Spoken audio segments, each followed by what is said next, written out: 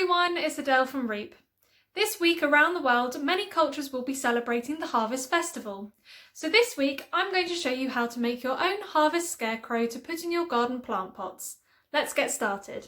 For this activity, you will need lolly sticks, strong glue, scraps of old fabric, yellow or brown twine, scissors, card, coloured pens and kitchen roll tube.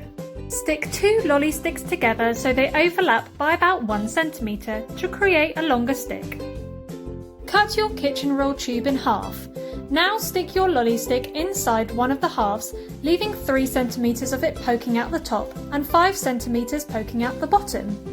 Press down on the tube to flatten it into a rectangle. Cut a piece of your card into a 3 centimetre circle and stick this on top of your lolly stick to make the scarecrow's head. Then, cut about 6 to 8 short lengths of twine and stick them onto the circle to make hair, like I'm doing here.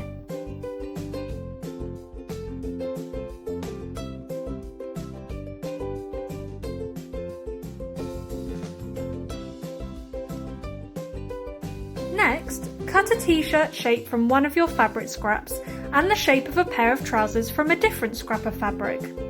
Stick these to the top and bottom of your flattened tube to form the torso and legs.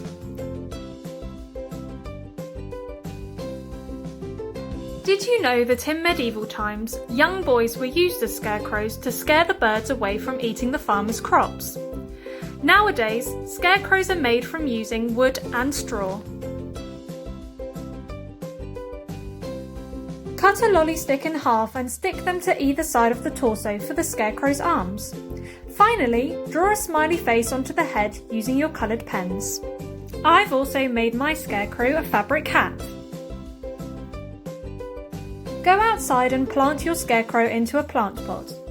I'm planting mine with my strawberries to stop the birds from feasting on them.